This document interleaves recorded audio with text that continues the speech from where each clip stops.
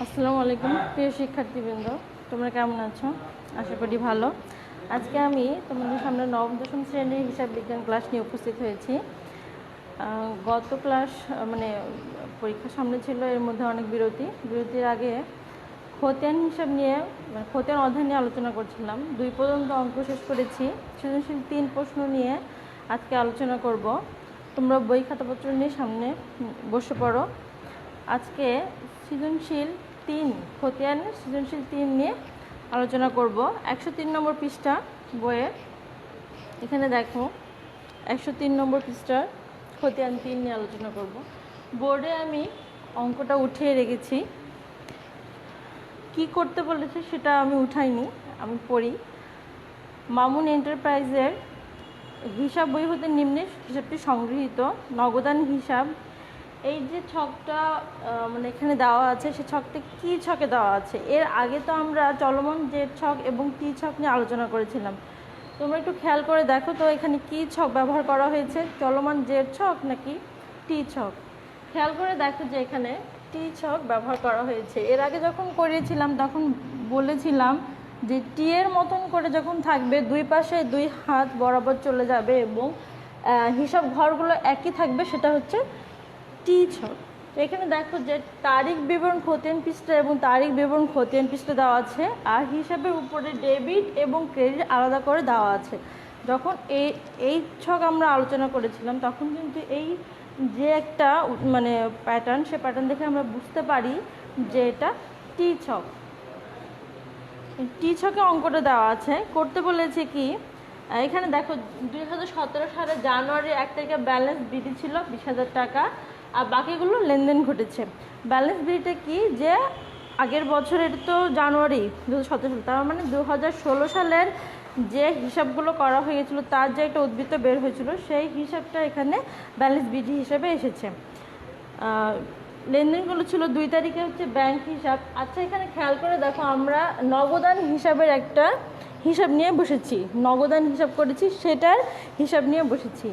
এখানে বলেছে মামুন এন্টারপ্রাইজে উপস্থিত লেনদেনের ভিত্তিতে উদ্বৃত্ত। এখানে কিন্তু হিসাবগুলো দেওয়া আছে কিন্তু ব্যালেন্সটা বের করেনি, আমাদের কি করতে বলেছে? কয়ে ব্যালেন্সটা বের করতে বলেছে। ক্ষয়ে বলেছে হিসাবের ভিত্তিতে মামুন এন্টারপ্রাইজের 2017 সালের জানুয়ারি মাসের জাবেদা দাখিলা প্রদান করো। এই যে একটা খতিয়ান করা আছে, নগদান হিসাব করা আছে অলরেডি, সেখান থেকে কিন্তু আমরা এবার জাবেদা করব। আগে করতাম কি জাবেদা থেকে খতিয়ান, এবার কিন্তু উল্টে যাবে, খতিয়ান থেকে এবার আমরা জাবেদা করব। চলমান জেড ছক অনুসরণপূর্বক বিক্রয় হিসাব, ব্যাংক হিসাব, বেতন এবং উত্তোলন হিসাব, যে 4টা হিসাব এখানে করা আছে, ব্যাংক, বেতন, উত্তোলন এবং বিক্রয় হিসাব, সবগুলো হিসাবে আলাদা আলাদা আবার খতিয়ান দেখাতে বলেছে। সেটা কি বলেছে? চলমান জেড ছক করে। এটা টি ছক দিয়ে অঙ্কটা শুরু করা হয়েছে, এবং যখন আমরা ব্যালেন্সগুলো বের করব, ব্যাংক হিসাব, বেতন, উত্তোলন এবং বিক্রয়, তখন কিন্তু চলমান জেড ছক ব্যবহার করতে বলা হয়েছে। এখানে কিছুই না, অঙ্ক যেহেতু করে দাও, টি ছকে করা আছে, শুধু ব্যালেন্সটা বের করতে বলেছে। ক নম্বরটা তাহলে আমরা শেষ করি।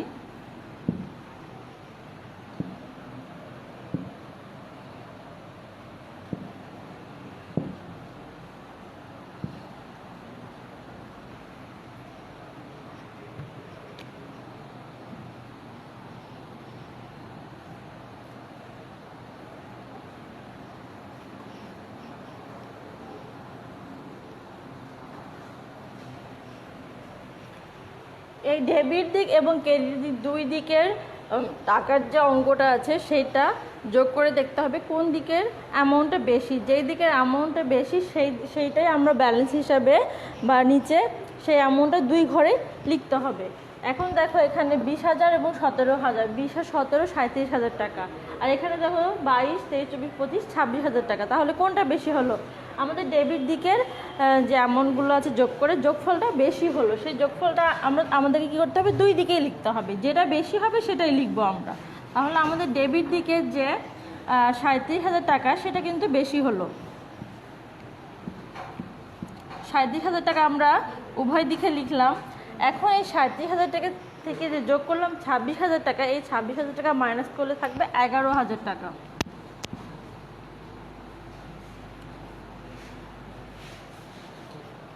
এখন এই মাসের যখন হিসাবটা আমরা ক্লোজ করব, এই যে একটা 11,000 টাকা বের হলো, সেটা কিন্তু এই জানুয়ারি মাসের সব থেকে শেষের দিন, যেটা মাস শেষে যে হিসাবটা করা হয় সেটা। তাহলে জানুয়ারি মাসে 31শে জানুয়ারি, তাহলে আমরা লিখবো এখানে 31 জানুয়ারি 31 তারিখে কী হয়েছে, এটা আমাদের ব্যালেন্স সিডি বের হয়েছে, ব্যালেন্স সিডি স্থানান্তর হবে। এটা আবার কি করতে হবে, আমাদেরকে ব্যালেন্স বিডি হিসেবে স্থানান্তর করতে হবে। তো এই যে ব্যালেন্স লাস্ট ডেটের যে ব্যালেন্স সিডিটা বের হলো, সেটা কিন্তু আবার ফেব্রুয়ারি মাসে 1 তারিখে হয়ে যাবে ব্যালেন্স বিডি। মানে এই যে হিসাবটা বের হলো, সেই হিসাবটা কিন্তু পরবর্তী মাসের জন্য ব্যালেন্স বিডি, সেটাই প্রারম্ভিক একটা ব্যালেন্স হিসেবে ব্যবহার করা হবে। তাহলে এখানে কি হবে, সেই হিসাবটা যখন আমরা নিয়ে আসবো, এখানে দেখো এটা ছিল 2016 সালের ডিসেম্বরের ব্যালেন্স সিডি ছিল, যেটা 2017 সালের জানুয়ারি মাসে 1 তারিখে ব্যালেন্স বিডি হিসেবে চলে এসেছে। সেই অনুরূপভাবেই এই যে 31 জানুয়ারির ব্যালেন্স সিডিটা ফেব্রুয়ারির 1 তারিখে ব্যালেন্স বিডি হিসেবে চলে আসবে। তাহলে ফেব্রুয়ারির 1 তারিখ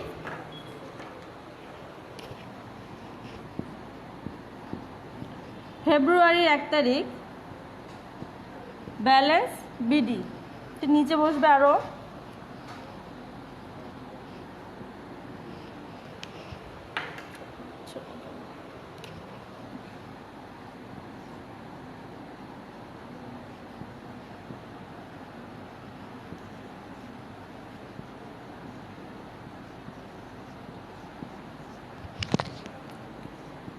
$11,000 টাকা।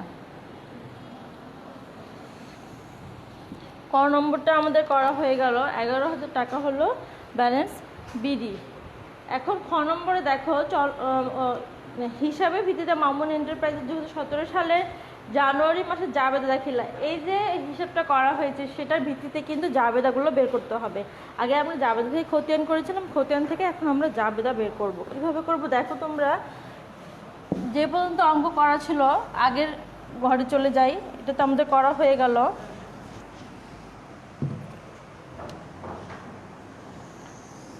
বই কিন্তু এই পর্যন্ত দেওয়া আছে, আচ্ছা এই পর্যন্ত থাক। এখন খেয়াল করে দেখো যে ব্যালেন্স বিধিটা কিন্তু হিসাবের কোনো হিসাব নয়, এটা আগের হিসাব ছিল যেটা উদ্বৃত্ত বেরিয়েছে সেটা নিয়ে আমাদের কাজ নেই। তারপরে লেনদেনগুলো নিয়ে আমাদের কাজ আছে। এখন খেয়াল করে দেখো, এটা কিন্তু কি হিসাব হচ্ছে, নগদান হিসাব। নগদান হিসাব করা হচ্ছে, তার মানে একটা পক্ষ নগদ অবশ্যই থাকবে। নগদ হিসাব যখন আমরা করছি, খতিয়ান যখন করেছিলাম, যে হিসাবটা করতাম, যে হিসাবে নগদ ছিল সেই হিসাবগুলো কিন্তু এন্ট্রি হতো। সেটা খেয়াল করলে বা সেই দৃষ্টিতে দেখলে নগদান হিসাব কিন্তু সবটাতেই আছে, সব পক্ষেই কি থাকবে, নগদান হিসাবটা থাকবে। এখন খেয়াল করে দেখো, নগদান হিসাব যখন করছি তখন টাকার ব্যালেন্সটা হচ্ছে ক্রেডিট দিকে যখন থাকবে, তাহলে অবশ্যই মনে করতে হবে নগদটা কি ছিল, ক্রেডিটে ছিল। সেই জন্যই অপোজিট হিসাবগুলো লিখে আমরা টাকার ব্যালেন্সটা ক্রেডিট দিকে দিয়েছি। আর এখানে খেয়াল করে দেখো, বিক্রয় হিসাব, তার মানে কি নগদটা ছিল ডেবিট দিকে, সেই জন্যই নগদ ব্যালেন্সটা বা নগদ অ্যামাউন্টটা আমরা ডেবিট দিকে বসানো হয়েছে। তো এখানে খেয়াল করে দেখো, এখন জানুয়ারি 2 করব আমরা। আমি জাবেদার ছকে তোমরা করে নেব, ছক নতুন করে দেখানোর কিছু নেই, অনেক করা হয়ে গেছে। এখন শুধুমাত্র অঙ্কটা করব। যেহেতু নগদান হিসাব ক্রেডিট, আগেই নগদান হিসাবটা ক্রেডিট করে নিই, তাহলে বুঝতে সুবিধা হবে। নগদান হিসাব ক্রেডিট কত, 22,000 টাকা। এই নগদান হিসাবটা 22,000 টাকা ক্রেডিট দিকে আছে অ্যামাউন্টটা, তার মানে নগদ ছিল ক্রেডিট, ঠিক আছে, এটা তো ক্লিয়ার। এখন যদি নগদান হিসাব ক্রেডিট হয়, তাহলে ব্যাংক হিসাব হবে ডেবিট। আমরা ক্রেডিট অ্যামাউন্টে যে ছিল সেই টাকাটা বসাচ্ছি, আর তার অপোজিট হিসাব নামটা লিখছি, তার মানে ডেবিটের নামটা লিখছি আর নগদানের ক্রেডিট টাকাটা বসাচ্ছি, তাহলে ব্যাংক হিসাব ডেবিট। ব্যাংক হিসাব ডেবিট 22,000 টাকা। এটা হলো জানুয়ারির 2 তারিখ, এই লেনদেনটা হলো জানুয়ারির 2 তারিখ। এখন দেখো জানুয়ারির 15 তারিখ। 15 তারিখ হচ্ছে বেতন হিসাব। ওই একইভাবে বলতে হয়, যে কয়টা হিসাব এখানে আছে ঠিক সেই কয়টা হিসাবেরই নগদান হিসাব ক্রেডিট, আর বাকি লেনদেনের যে নামগুলো আছে সেই নামগুলো ডেবিট। মানে বেতন হিসাব ডেবিট, উত্তোলন হিসাব ডেবিট, হিসাবগুলো ডেবিট, আর নগদান হিসাব ক্রেডিট। বেতন হিসাব ডেবিট, আর হচ্ছে নগদান হিসাব ক্রেডিট। নগদান হিসাব ক্রেডিট। 17 তারিখে এখন দেখো বিক্রয় হিসাব আছে 17,000 টাকা ডেবিট দিকে। তার মানে কি নগদের টাকাটা কি ছিল, তাহলে এখানে অবশ্যই এই 17,000 টাকা সেটা ডেবিট দিকে ছিল, সেজন্যই আমরা অ্যামাউন্টটা ডেবিট দিকে বসিয়েছি। বিক্রয় হিসাব তাহলে কি ক্রেডিট দিকে ছিল, ডেবিট দিকে এসে নামটা বসেছে, আর টাকার অ্যামাউন্টটা কি ক্রেডিট দিকে ছিল, আর নগদান হিসাবটা ডেবিট দিকে। তাহলে এখানে যেহেতু নগদান হিসাব করছি, নগদান ডেবিট দিকে বসিয়েছি, আর এখানে ক্রেডিট দিকে বসানো হয়েছে এই ব্যাংক হিসাব, বেতন হিসাব, উত্তোলন হিসাবগুলো। নগদের টাকাটা ক্রেডিট দিকে ছিল বিধায় আমরা ক্রেডিট দিকে হিসাবগুলো নিয়ে গেছি। আর নগদান হিসাব এখানে একটাই আছে ডেবিট দিকে, নগদান হিসাব ডেবিট, নগদান হিসাব ডেবিট, আর বিক্রয় হিসাব ক্রেডিট। বিক্রয় হিসাব ক্রেডিট। যারা এর আগে খতিয়ান করেছো, খতিয়ান 1-2 করেছিলাম তখন যারা ক্লাসে ছিল, যারা বুঝেছো তাদের এই বিষয়টা খুবই ইজি হয়ে গেছে। খতিয়ান থেকে খতিয়ানটা মাথায় নেব, জাবেদা করতে লাগলে খতিয়ানটা কিভাবে করতাম সেই খতিয়ান থেকেই রিভার্সিংয়ে এবার জাবেদা আসছে। কিন্তু এরপরে দেখো 20 তারিখ 15,000 করা হয়ে গেছে। 20 তারিখ হচ্ছে উত্তোলন হিসাব 1,000 টাকা। উত্তোলন হিসাব ওই একইভাবে বলতে হয়। নগদান হিসাব যেহেতু নগদ টাকাটা ক্রেডিট দিকে বসানো আছে, নগদান হিসাব ক্রেডিট,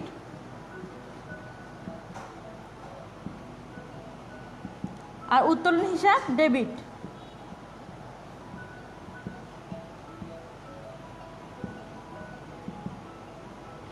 উত্তোলন হিসাব ডেবিট আমাদের জাবেদা করা হয়ে গেল। টাকার অ্যামাউন্টগুলো বসিয়ে দিবা, একই হিসাব। যোগ করলে দেখবা যে 43,000 টাকা আসছে। যোগ করলে 43,000 টাকা আসবে। বেতন আছে 3,000, আর বিক্রয় হচ্ছে 17,000।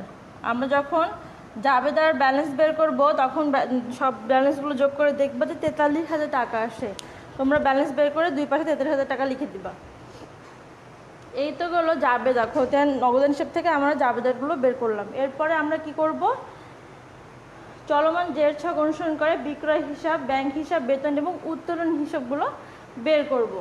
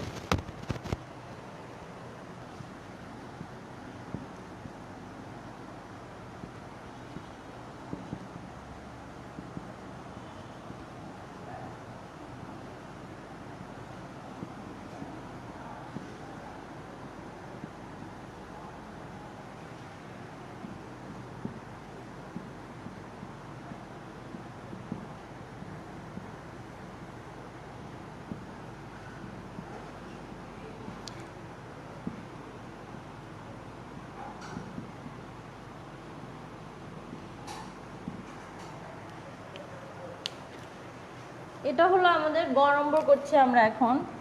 গ নম্বরে যে বলেছে চলমান জের ছক ব্যবহার করে, চলমান জের ছকটা আমরা বোর্ডে এঁকে নিলাম। এখন হিসাবগুলো বের করব। প্রথমে আমরা করব বিক্রয় হিসাব। 1 নম্বরে করব বিক্রয় হিসাব। বিক্রয় হিসাব। এখন তোমরা খেয়াল করে দেখো যে বিক্রয় হিসাব এটা হলো সেকেন্ড থাকলে তো সুবিধাই হতো। যখন আমরা জাবেদা করলাম তখন কি করলাম, যে নগদান হিসাব ডেবিট, বিক্রয় হিসাব ক্রেডিট, নগদান হিসাব ডেবিট, বিক্রয় হিসাব ক্রেডিট। এখন যখন আমরা বিক্রয় হিসাব বের করব তাহলে বিক্রয় হিসাবটা কি ছিল, ক্রেডিট দিকে ছিল। এখন আমরা এখানে লিখব 2017 জানুয়ারি 17 তারিখে নগদান হিসাব অপোজিট হিসাব। যখন আমরা নগদান হিসাব করেছিলাম তখন যেরকমভাবে উল্টে গিয়েছিল, নগদান হিসাব যে দিকে টাকা থাকবে সেই দিকে টাকাটা বসাতে হবে এবং তার সাথে যে আরেকটা অপর হিসাব থাকবে সেই অপর হিসাবের নামটা লিখতে হবে ভেতরে, ছকের ভেতরে। যেহেতু আমরা বিক্রয় হিসাব করছি তাহলে ওর সাথে সম্পর্কিত কি নগদান হিসাব। নগদান হিসাব কি ছিল? ডেবিট ছিল। এখন আমরা লিখব নগদান হিসাব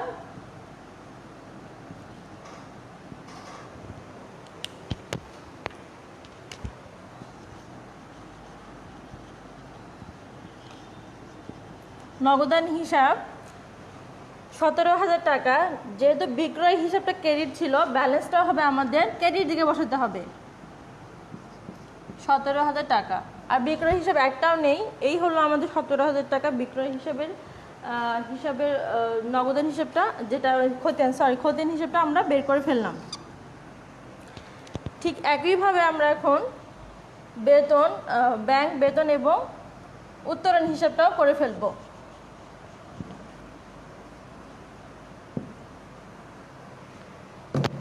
জানুয়ারি 2 তারিখ কি হিসাব হবে? ব্যাংক হিসাব করবো। এবার আমরা ব্যাংক হিসাব করব। ব্যাংক হিসাব যখন করব, ব্যাংকে যে জাবেদা ছিল, আমরা 2 তারিখে জাবেদা কি করেছিলাম? ব্যাংক হিসাব ডেবিট, নগদান হিসাব ক্রেডিট। কেননা নগদের টাকাটা কিন্তু ক্রেডিট দিকে, ওই যে ক্রেডিট লেখা আছে সেই ক্রেডিট দিকে বসেছে। তো সেই দৃষ্টিতে এখন যে ক্রেডিট দিকে ঘরের ওখানে টাকাটা বসেছে, সেই ক্রেডিট দিকে নগদ হিসাবটা ছিল। ব্যাংক হিসাব করার সময় ব্যাংক হিসাব ডেবিট, নগদান হিসাব ক্রেডিট। নগদান লিখবো এখানে আমরা, যেহেতু আমরা ব্যাংক হিসাব করছি তার অপোজিট নামটা লিখতে হবে বা হিসাবটা লিখতে হবে। নগদান হিসাব লিখলাম, ব্যাংকের টাকাটা ছিল ডেবিট দিকে, 22,000 টাকা ডেবিট দিকে বসবে, ডেবিট টাকার ঘরে বসবে এবং সেই টাকাটা আবার ডেবিট ব্যালেন্স হয়ে যাবে। যেহেতু ডেবিট টাকা ডেবিট ঘরে যাবে, প্লাস মাইনাসের কিছু নেই, এটাই হলো আমাদের অ্যান্সার। এখন দেখো বেতন হিসাব। একইভাবে আমরা বেতন হিসাব করব। ডেটটা শুধু চেঞ্জ হবে, 15 তারিখ। বেতনের সাথেও নগদান হিসাবটা রয়েছে, বেতন হিসাব ডেবিট, নগদান হিসাব ক্রেডিট। যেহেতু বেতন হিসাব ডেবিট, বেতনের টাকা 3,000 টাকা ডেবিট ঘরে বসবে, আর এই 3,000 টাকাই আবার ডেবিট ব্যালেন্স হয়ে যাবে।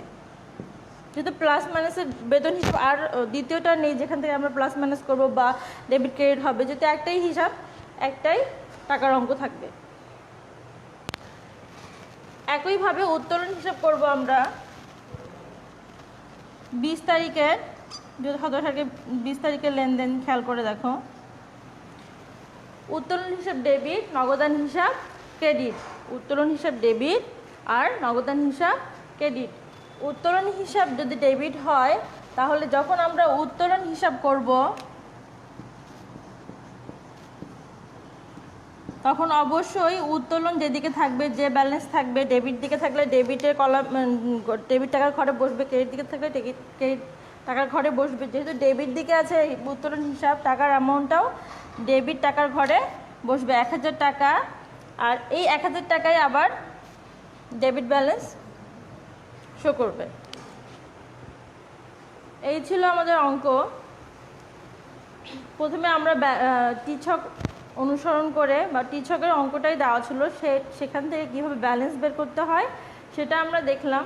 খ নম্বরে আমরা দেখলাম যে এই যে টিছকে নগদান হিসেবটা করা ছিল সেখান থেকে কীভাবে জাবেদা করতে হয়, জাবেদা থেকে কিন্তু টিছকটা নগদান হিসেবটা করা হয়েছিল, সেখান থেকে আবার জাবেদা কীভাবে ফেরত দিতে হয় সেটা আমরা দেখলাম। এরপরে গয়ে ছিল যে চলমান জের ছক অনুসরণ করে ব্যাংক হিসাব, বিক্রয় হিসাব, বেতন এবং উত্তোলন হিসাব বের করতে বলেছে। আমরা 4টা হিসাবই বের করেছি,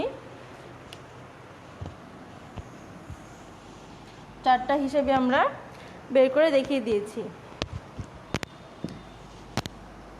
সৃজনশীল 3 নম্বরটা আমাদের করা হয়ে গেল। আশা করি তোমরা বুঝতে পেরেছো। সামনের ক্লাসে আমরা অন্য কোনো অঙ্ক অথবা অধ্যায় নিয়ে তোমাদের সামনে উপস্থিত হব। আজকে এ পর্যন্তই। তোমাদের সুস্বাস্থ্য এবং মঙ্গল কামনা করে এখানে ক্লাস শেষ করছি। আসসালামু আলাইকুম।